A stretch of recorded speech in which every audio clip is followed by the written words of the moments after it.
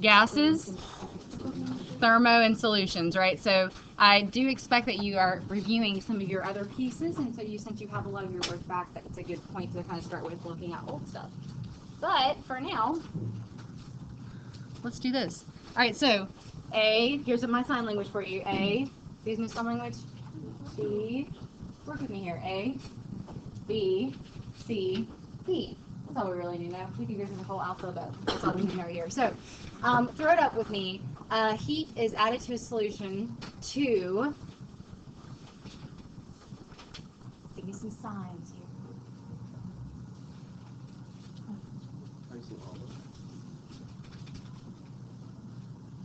I see a lot of A's. Okay, good. Increase the solubility of a solid is a true statement, but then we have to kind of double check and say increase the solubility of a gas. Generally, what happens whenever you add heat to a solution with gases in it?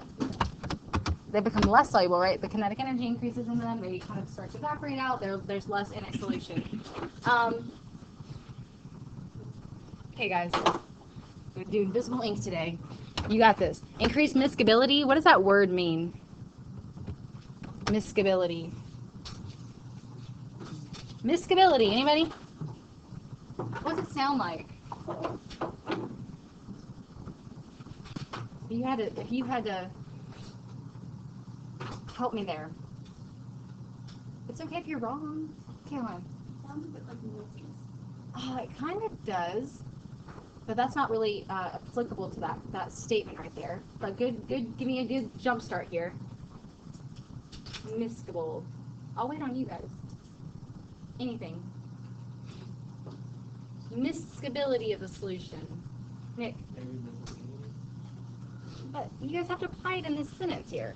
Miscellaneous of the solution, meniscus of the solution, miscibility. I'll get one more. Can I get one more guess? Visibility. Say again? Visibility. What if I said this? Mixability. It means it's like making sure that it's mixing together, right? So let's remember miscibility sounds really similar to what it actually truly means. It means mixability, like how well it mixes together. So if I increase the heat of something, sometimes it allows things to mix together a little bit more. That's true for some things, but not for everything. But the heat definitely is going to be better suited to increase the solubility of a solute. Not this. Not really sure on that. And then increase the degree of saturation. Have we talked about this?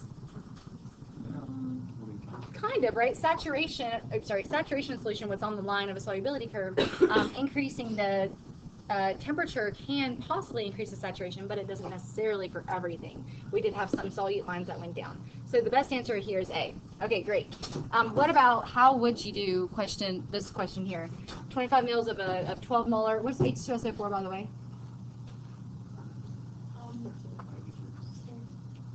It is an acid. Okay, I heard acid. Sulfuric acid, good. Sulfuric acid is diluted to a total volume of 1 liter. What's it concentrated in the newly diluted solution? What equation would we have to use here? Teachers, pardon the interruption. Please set your recycling bins outside your doors. Both floors, please set your recycling bins outside your doors. Thank you. Caroline, what equation would you use here? Probably like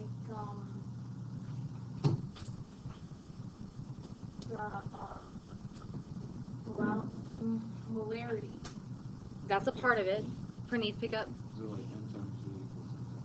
M1V1 equals M2V2. It's not just molarity, it's the volume as well, right? So if you see that you have, hey Kim, if you have a volume and a molarity, just drop them at us, and you have another volume, that's the question. I'm sorry, you have another volume that's given to you down here of 1 liter, and then it says what's the newly diluted solution's molarity? That's looking for M2 or M1, whichever way you assign it. But if you see that you have 2 M's and 2 V's, you're going to use the dilution equation and then divide for the thing that you're looking for. Okay, let me skip this one for a moment. Considering the energetics of solution process.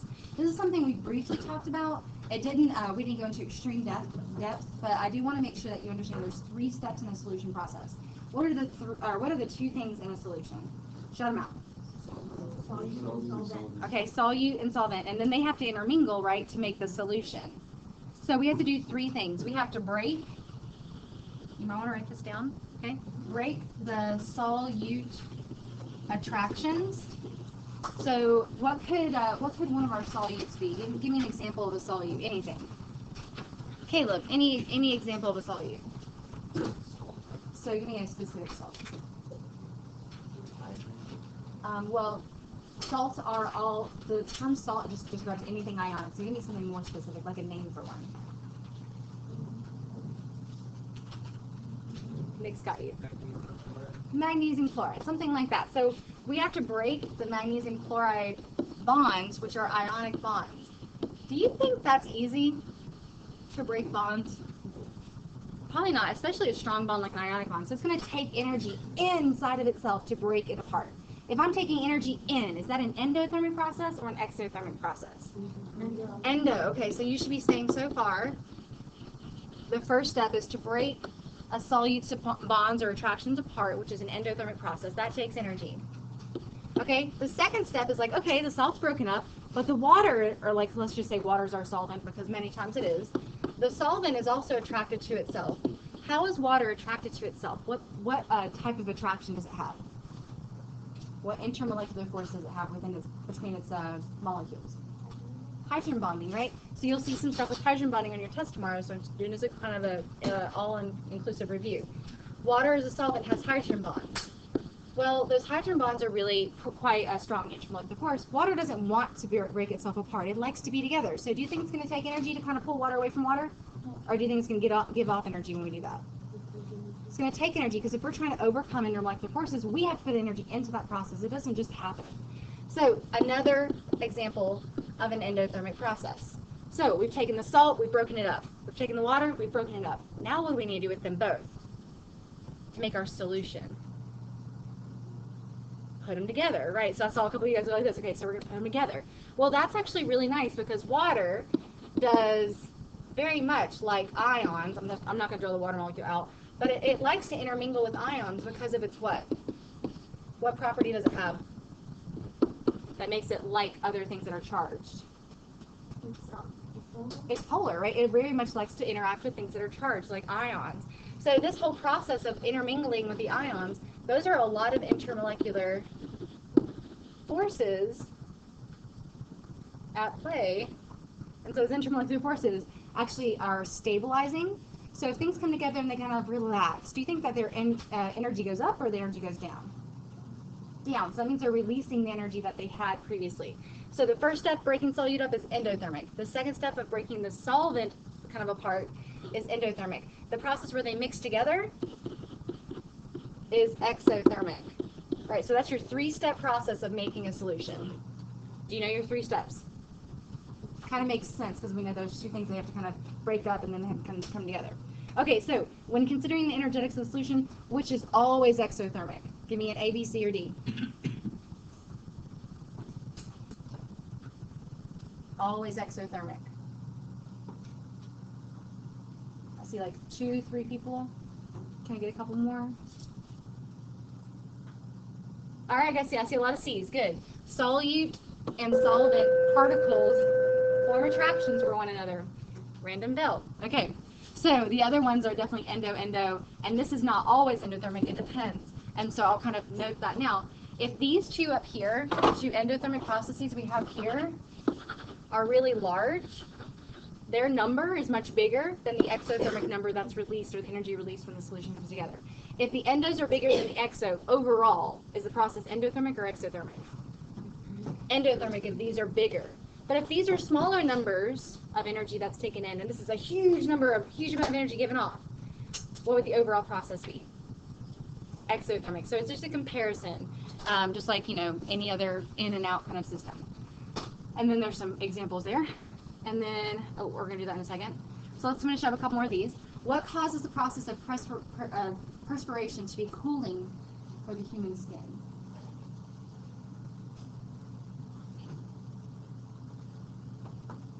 A, B, C, D. Use your hands. It's B is like this. A, B, C, D. Okay, so I see a lot of B's. Okay, so we're definitely talking about what state change here.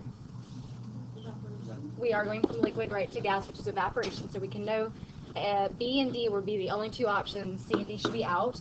And then you have to think about if we're going from a low kinetic energy state to a higher kinetic energy state, that's going to take energy in. So what do we say? Say again? Did anybody answer D? That's a lot of B's. D? Okay, so it actually is D. It involves evaporation and is an endothermic process. Because if we are going from a liquid to a gas, that's an endothermic process. It takes energy in to turn a small low kinetic energy to a higher kinetic energy. But the reasoning this is important for cooling us is this endothermic process means it takes energy from where to do the process. So if I'm sweating, where is my liquid getting the energy from? Anybody? Robbie? Us. Okay, you guys have got to say something because I will sit here and wait on you. We won't ever get to our lab. So thank you. It's coming from us, right? And so if the energy is coming from us and it's evaporating, we lose that energy and we cool down. Our bodies just use that energy to evaporate our own sweat. It's a good thing. It's not we overheat and then our bodies blow up, right? Not a good thing. No, you just die. Okay, let's do our curve here. Given the heat curve below, what is occurring between minutes 6 and 12, and I'll kind of show you where those are. Minute 6 is right here, minute 12 is right here. Use your hands.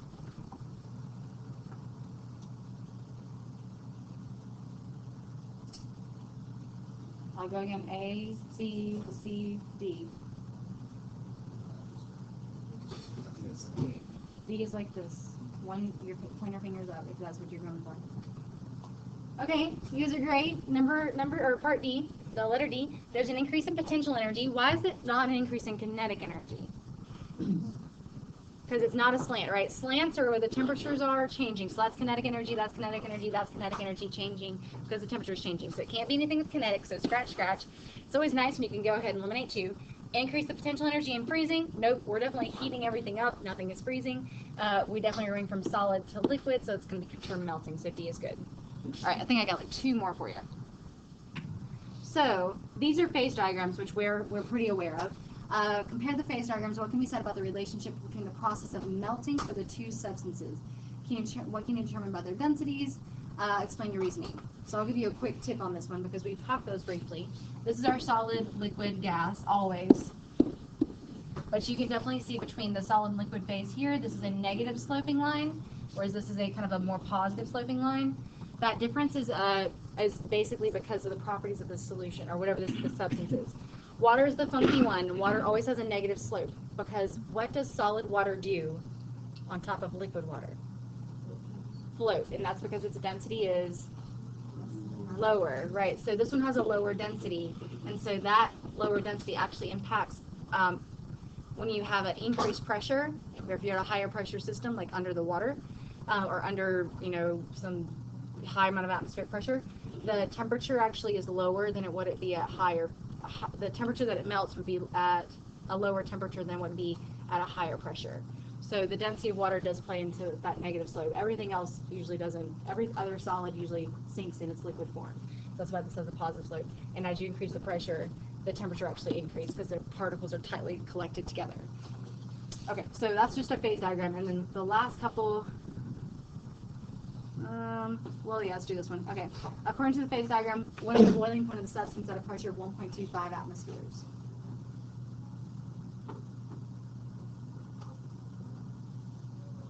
It's a little blurry, you have to try. Give me your hands when you're ready. You gonna see it? So EJ says, this is really hard to see. I might need to read the numbers to you. This is negative 200, negative 100, 100, 200, 300, 400, 500, 600, 700, 800, 900. So what are you guys looking for?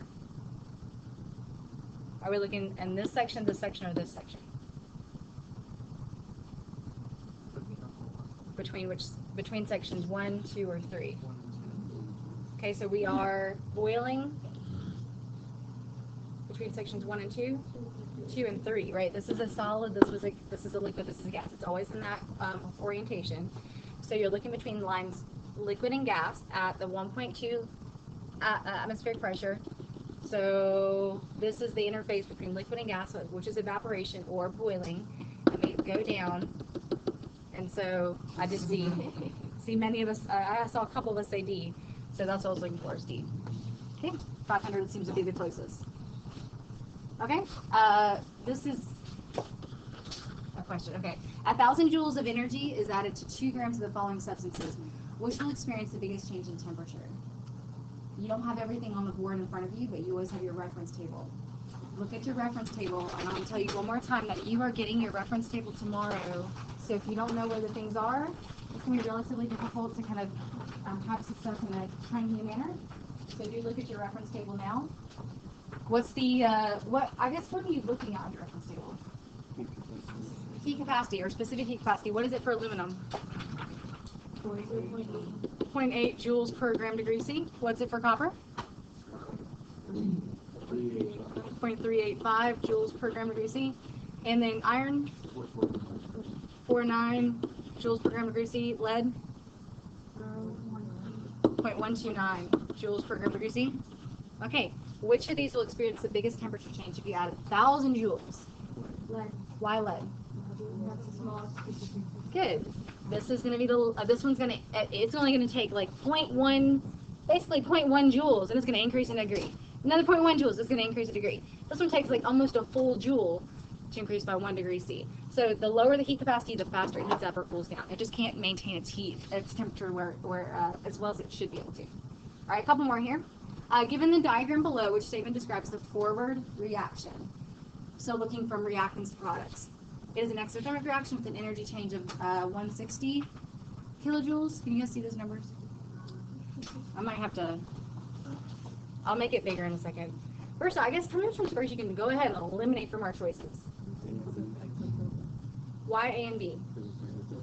It says exo, this is not an exothermic curve. Exothermic curves go high or start high and end low because they're releasing energy.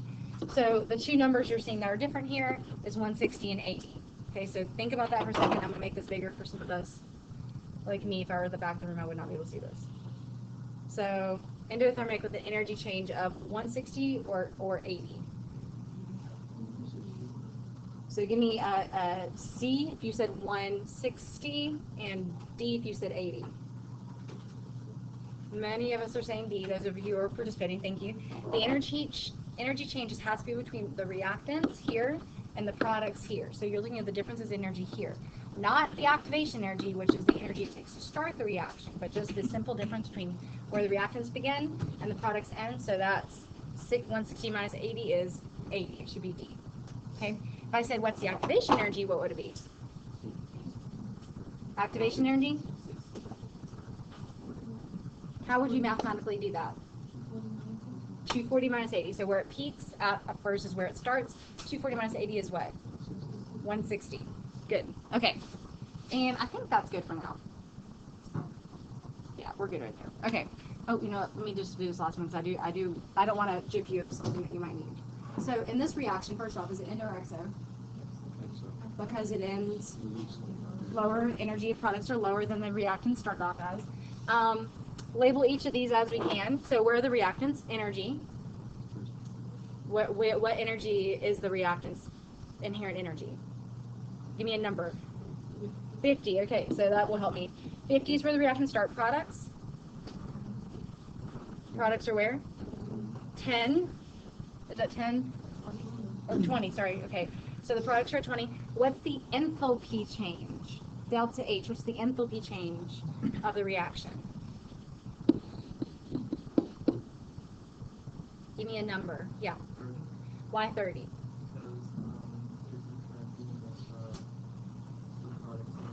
Right. You're looking at the differences between the energy of the reaction from the start to the end, which is the reactants to the products. There's a difference of 30 here. So what is that? There's not one labeled that, but this is, call this A. A is the enthalpy change, is the energy differences, and that would be 30 kilojoules released, negative. What is labeled the activation energy? What letter up here? X, because it's the difference between the reactants and the tippy top there. That's activation energy. Yeah, that's it. Okay. All right, so here's what we're gonna do. We're going to do about 10-minute session with our groups of 4, and the 4 will be associated with the different titles of your papers. Whenever you guys are sharing, tell them about your summary. Maybe start with your summary, kind of give them an overview. But as you're going, you guys have your little piece of paper with your quadrants. So you are going to write some of the chemistry-related facts, or the science-related facts. And so that just says take notes on the science as they share. You should probably be writing down about 2 to 3 little topics or ideas that they say. And I'm going to give you guys about 2 minutes to share each, and I think that can be enough. But after that, you're going to come back to me, and we're going to talk about the labs, and we're going to go to the labs, okay? So I'm going to set a timer for about 9 minutes. I give you 1 minute to kind of get your biggie settled, okay? Groups of 4, you guys can find your own groups. Everyone is a different particle. Just put me in.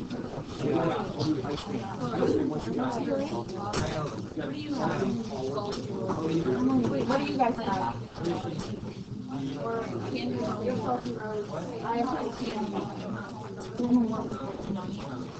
Maya, would you like to join us?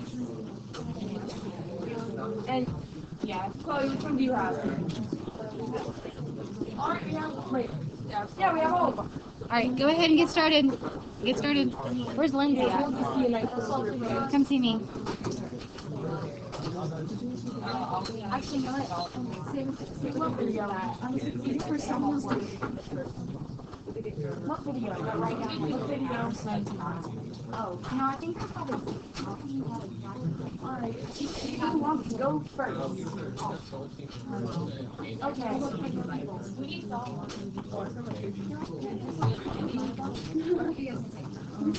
Mine's a mess. You do? A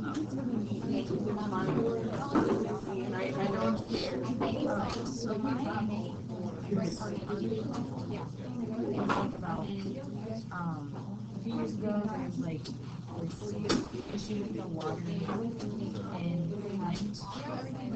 Michigan, and they had to change.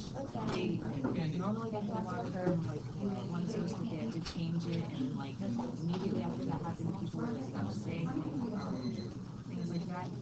And it turns out there was like too much lead in the water, and that was caused by lead pipes that they were using. And then it just sort of like, it was like the beginning of into talking about how it can be prevented. Teacher, please pardon the interruption.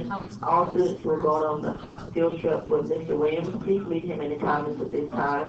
All students going on the field trip with Mr. Williams, read him in the comments. Thank you. Yeah. Sorry. We talked about this called tri-halomethane. So,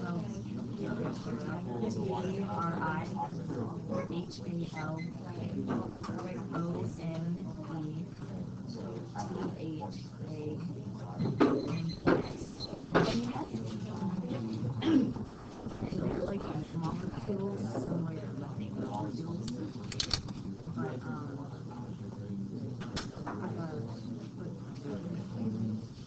three of the hydrogen atoms are replaced with halogen atoms.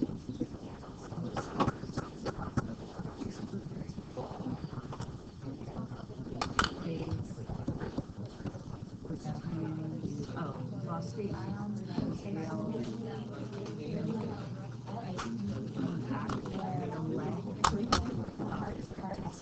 the lead like dissolve into the water, it'll create like a wasp around the whales, so it'll like stick to the hydrogen.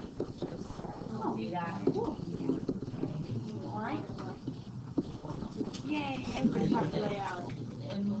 Alright, who would like to go next? Nobody else wants to go on, but alright, so mine was about making ice cream. Yay! Basically ice cream is well, everybody knows what ice cream is.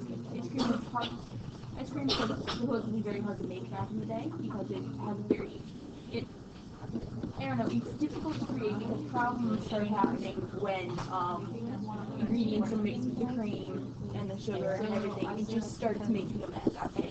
So that is why people started coming up with new ways to make ice cream. Basically, ice cream is basically, I mean, if you really want to make ice cream, you need to fluff it up, like, and stir it. You need to stir it really hard to fluff it up. And so, however, doing this, like, I mean, doing this on its own, it would, it would break the protein membranes that are surrounding, like, the little, that would, because you know cream and dairy products, there's butter, and there's fat in butter. So, fluffing it up and stirring it up, that would break the proteins that are surrounding those molecules, leaving like an oily substance on the top of your ice cream. And nobody wants to eat that. Nobody, because that's gross. But, basically, a way to use that is to use an emulsifier, which is a chemical that helps mix oil and water. Emulsifier. E-M-U-L-S-I. Emulsion. Emulsion. Oh. I don't know how to say it. Emulsion. Okay, that. There you go. I don't know how to say it though. Emulsion. Say it. Okay, emulsion. There you go. I don't know how to say it though. I mean, That's I know why I wanted now, to say it. but I just I was trying didn't to know how help to say you. it the first time, so I just pronounced how to pronounce it. Okay. It helps oil mix with water. No. Oh, well, when you stir it vigorously, it makes it has the proteins that are holding the butter fat molecules together. It breaks those apart, leaving an oily substance on the surface of the ice cream. And again, no one wants to eat that. So the solution is using those emulsion. Yes. Okay. And then the liquid then basically what you're left with is a colloid. Now we learned about this already, but they're like in the colloid the particles are larger, up to about 100 nanometers or so, and they're still, and basically they're able to, when you cool this colloid made up of sweeteners, sugar, and all the things that make ice cream all fluffy and tasty, it when you cool this down and then keep on adding in air bubbles, you make the liquid is holding together a lot of little air molecules and a lot of little air bubbles. So it's no longer really just a liquid, it's a foam. Which is really weird when you think about it. Ice cream is a foam? What? But yes, ice cream is a foam. It's a colloidal foam, and but it's frozen. Of course, it's a frozen colloidal foam, and each of the little phases that ice cream has to go, like each of the little, I don't know, what do I call this? Each of the little factors that influence ice cream and how it's made, they influence like the structure of the ice cream as a whole and its characteristics. For example, like the ice crystals stabilize it, keep it in place, and make sure that when you touch it, it doesn't just shatter, or if the finger goes right through it. Because that happens too. Yeah. You want me to read that again? Or just like what you said. It's a chemical that helps oil mix with water. So, yeah. That is ice cream. That is the making of the ice cream. Hooray. And I'm done. Alright, who would like to go next? Chloe, you have candy making, correct? Is this like about how like candy canes and things are made? Alright guys, take another 1 minute. Are we sure you're done? Then they're done. Okay, take 1 more minute. Yay.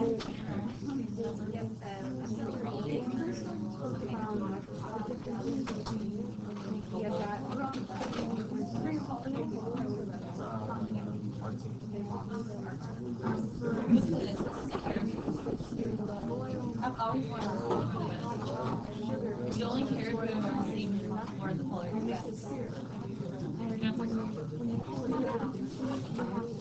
Let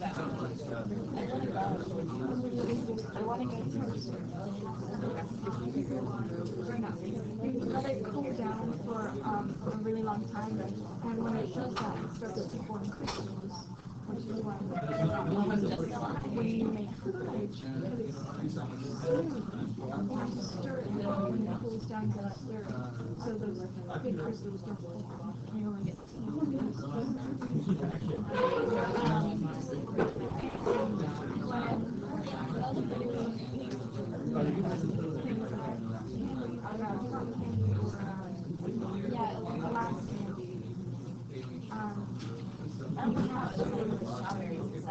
and make it with no crystals at all. So all the ingredients you can have the syrup. It's not even maple syrup, it's like just sugar.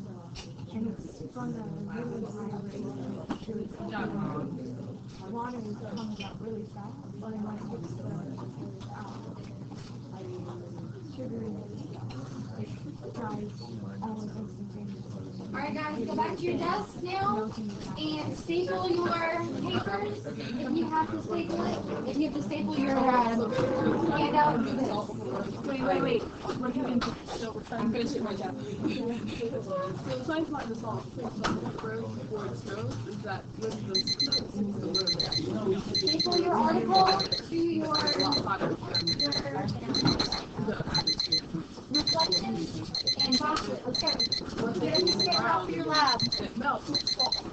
There's another stapler. Is there a blue stapler? Maddie,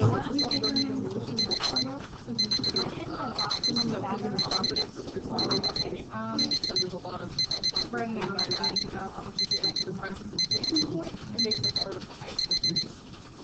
All right, let's go. You have 10 seconds to get back in the seat. We're going to talk about what I need from you. That's fine. Yep. If you don't need to staple anything, put it in the box. It's okay. You didn't finish. In the middle. Carson, did you guys do it on all the 4 tables there? 4 tables? Yeah. 4 tables there. We have a little less than an hour, and we're going to try our best to achieve both labs, but we're going to have to see how this works out. I've never done both these on the same day. Literally never done the snow globe lab ever. So this is quite easy. You guys clean up your area so we can use up that table.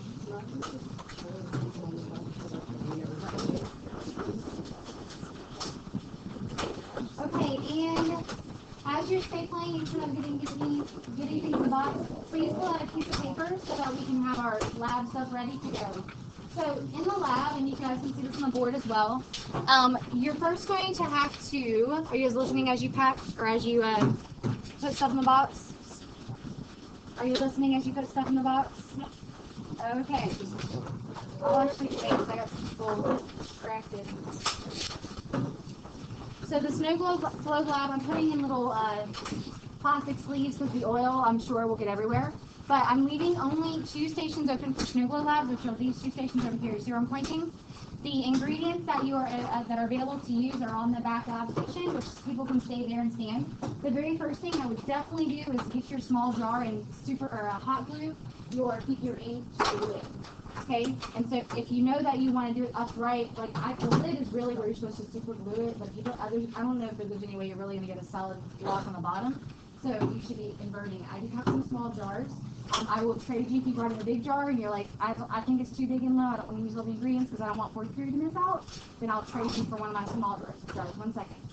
Additionally, that's going to take a minute to kind of heat up and get solid. So read through the instructions and start coming up with your procedure because I give you the stuff that you should use. And then you're on the back, it says write your procedure. And then after that, it says sketch an image of your snow globe. After it's created, label as many chemistry-related aspects as you can based on like the solvent-solution interactions.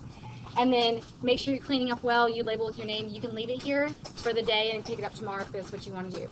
You can choose to start there, or you can choose to start on ice cream. The ice cream, you just need to gather materials. I have 4 stations set up for ice cream. It's a little bit more messy.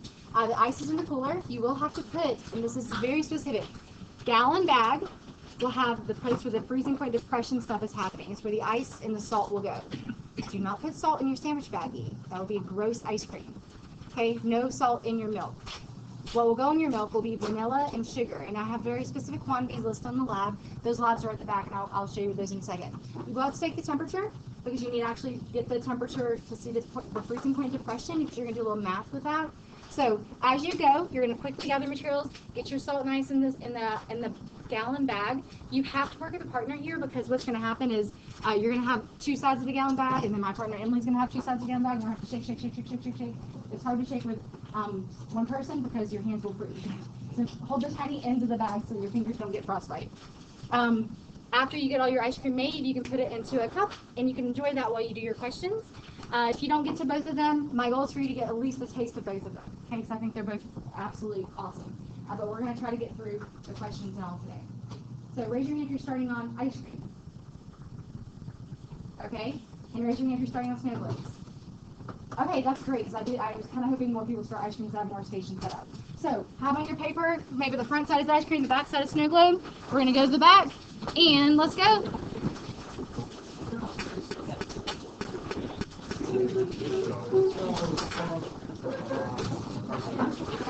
You have to have a partner. You have to have a partner.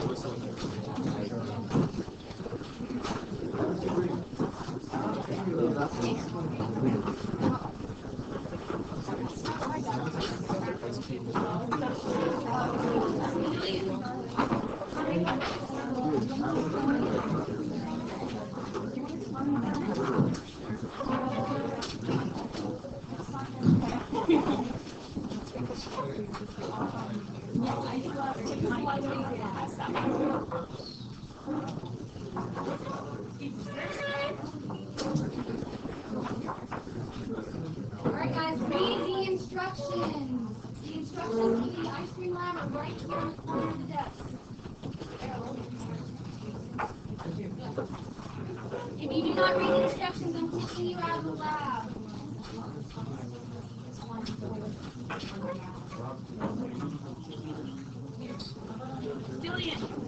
See, I'm getting some hand sanitizer.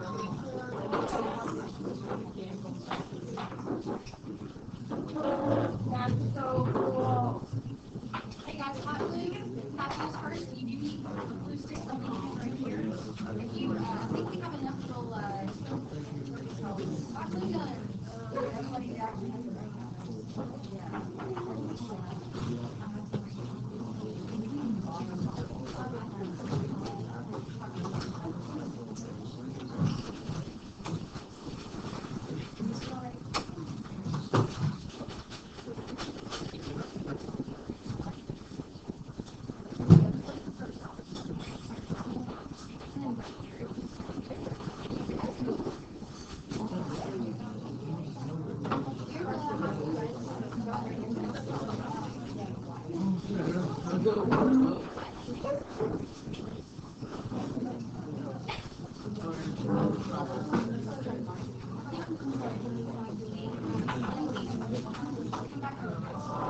Guys, I'm putting milk here, and I'm putting milk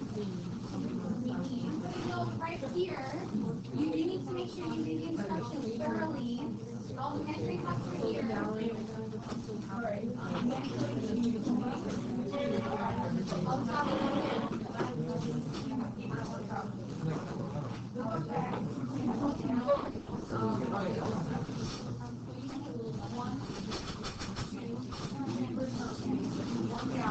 Got it? All right.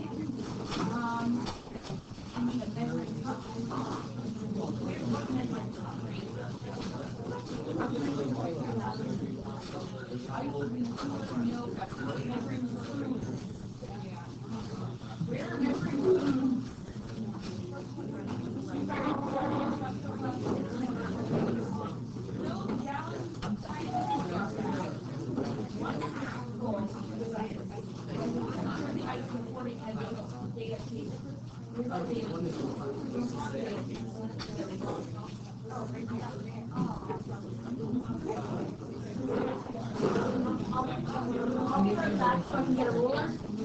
Over here.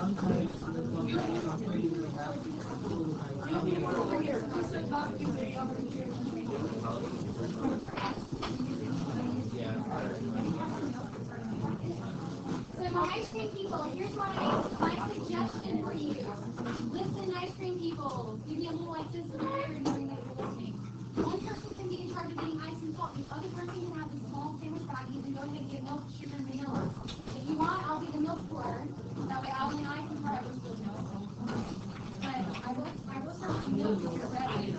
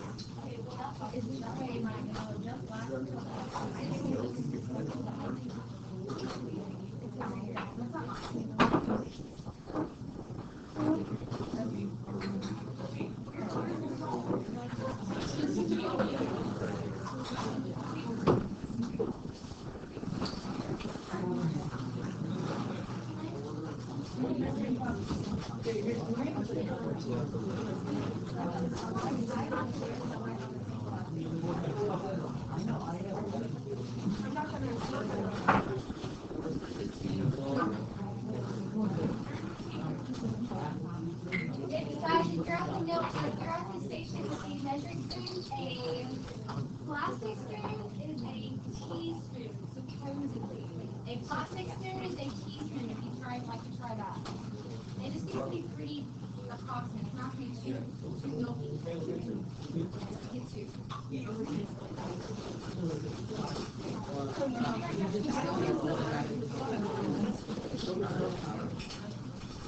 Alright, now you add 6 tablespoons of salt.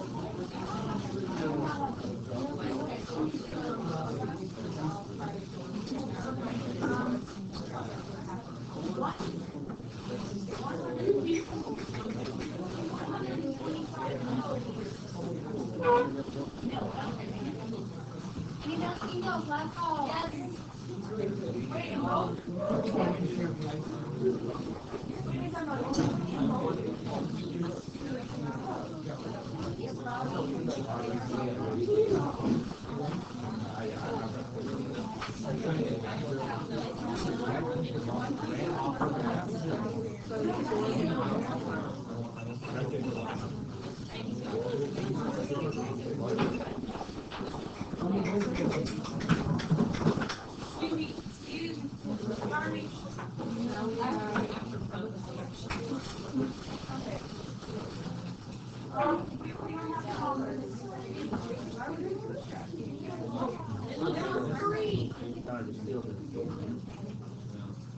Third one,